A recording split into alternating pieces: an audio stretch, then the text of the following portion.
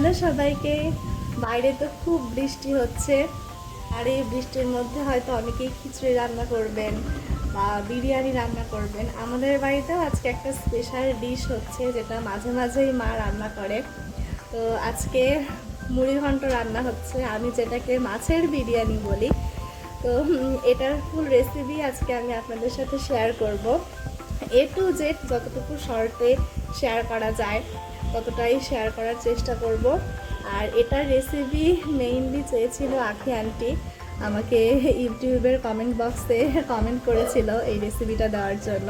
তো স্পেশালি আজকে আখি আন্টির জন্য এই রেসিপিটা শেয়ার করছি। রান্নার জন্য প্রথমেই বড় মাছের মাথা এবং কয়েক টুকরা মাছ ভেজে নিতে হবে। আপনারা চাইলে মাছের পরিমাণটা একটু বাড়িয়ে দিতে পারেন। এখানে হাফ কেজি পরিমাণ মাছ এবং হাফ কেজির থেকে একটু বেশি পরিমাণে পোলাওয়ের চাল আছে। মাছটাকে রান্না করার জন্য একটা মশলা তৈরি করে নিতে হবে। একটা বাটিতে আদা বাটা, জিরা বাটা, ধনিয়ার গুঁড়া, শুকনো লঙ্কার গুঁড়ো এবং হলুদ গুঁড়ো দিয়ে জল দিয়ে মিশিয়ে একটা পেস্ট তৈরি করে নিতে হবে। আমার মা এই রান্নাতে কোনো পেঁয়াজ ব্যবহার করে না, আপনারা চাইলে পোলাও ভাজার সময় পেঁয়াজ দিতে পারেন। এরপরে কড়াইতে শুকনো লঙ্কা, তেজপাতা, এলাচ, দারুচিনি, লবঙ্গ এবং জিরা ফোড়ন দিতে হবে। তারপরে যে মশলাটা আমরা আগে থেকে বানিয়ে রেখেছিলাম সেই মশলাটা দিয়ে দিতে হবে।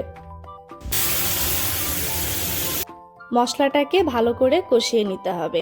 তারপরে আগে থেকে ভেজে রাখা মাছের মাথা এবং মাছগুলো দিয়ে দিতে হবে।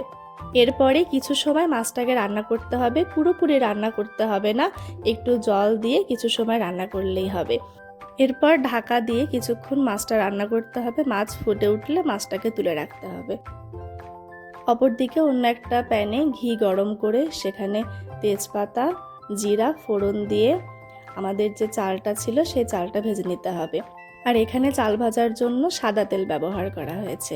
আর পুরো রান্নাতে কিন্তু খুব কম পরিমাণে তেল ব্যবহার করা হয়েছে। অন্যদিকে চাউল সিদ্ধ করার জন্য চাউলের ঠিক দ্বিগুণ পরিমাণে পানি গরম করে নেওয়া হচ্ছে। মাছ ভাজার সময় মাছে লবণ দিয়ে ভাজা হয়েছে, আর এখানে পোলাওয়ের জন্য পরিমাণ মতো লবণ দিয়ে দেওয়া হলো। মাছটাকে একটু ভাঙা ভাঙা করে নেওয়া হয়েছে যেন ভালো মতো মিশে যেতে পারে।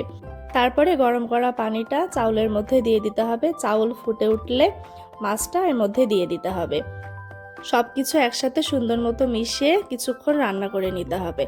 আর এর মধ্যে কাঁচামরিচ দিয়ে দিতে হবে। আপনারা যদি ঝাল বেশি খান সেক্ষেত্রে আপনারা কাঁচামরিচের পরিমাণটা একটু কমিয়ে বাড়িয়ে নিতে পারেন।